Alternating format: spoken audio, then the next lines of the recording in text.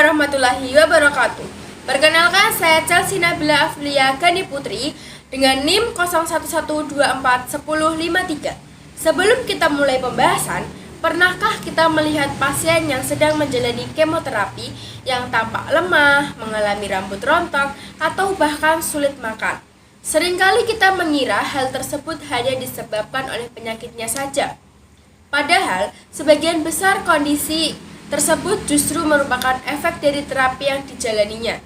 Pada video kali ini, kita akan membahas tentang efek samping kemoterapi, mengapa hal itu bisa terjadi, dan serta bagaimana peran perawat dalam membantu pasien agar tetap nyaman dan mampu menjalani terapi dengan lebih baik. Kemoterapi adalah terapi yang menggunakan obat-obatan untuk menghancurkan atau menghambat pertumbuhan sel kanker. Cara kerjanya adalah dengan menargetkan sel yang aktif membelah, namun sel kanker bukan satu-satunya sel yang memiliki sifat tersebut.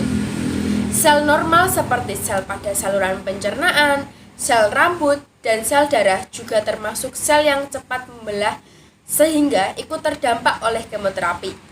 Akibatnya muncul berbagai efek samping yang sebenarnya dapat diprediksi dan perlu ditangani dengan tepat. Salah satu efek samping yang paling umum adalah mual dan muntah. Hal ini terjadi karena obat kemoterapi mempengaruhi saluran pencernaan dan pusat muntahnya ada di otak. Kemudian ada rambut rontok atau alopecia. Kondisi ini sering membuat pasien merasa kurang percaya diri, meskipun sifatnya sementara, dan rambut biasanya akan tumbuh kembali setelah terapi selesai. Ada efek lainnya, adalah kelelahan atau fatigue. Pasien bisa merasa sangat lemah dan tidak bertenaga. Bahkan setelah beristirahat pun masih tetap tidak bertenaga atau lemah. Selain itu, kemoterapi juga dapat menyebabkan penurunan sel darah. Kondisi ini membuat pasien mudah lelah, pucat, dan lebih beresiko terkena infeksi karena daya tahan tubuhnya menurun. Selanjutnya, efek samping selanjutnya yaitu ada sering terjadi adalah sariawan atau mukositis, yaitu luka pada mulut yang menyebabkan nyeri saat makan dan minum, sehingga dapat menurunkan asupan nutrisi pada pasien tersebut.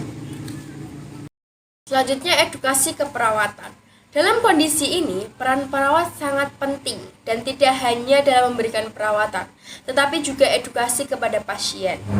Pada pasien yang mengalami mual dan muntah, perawat dapat menganjurkan untuk makan dalam porsi kecil tetapi sering, serta menghindari makanan yang berbau tajam atau berlemak.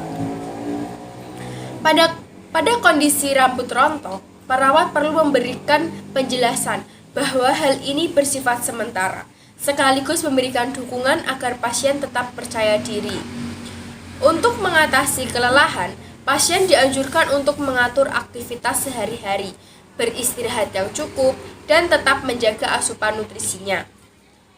Selanjutnya yaitu dalam mencegah infeksi akibat penurunan sel darah, pasien perlu menjaga kebersihan diri, seperti rutin mencuci tangan, serta menghindari keramaian.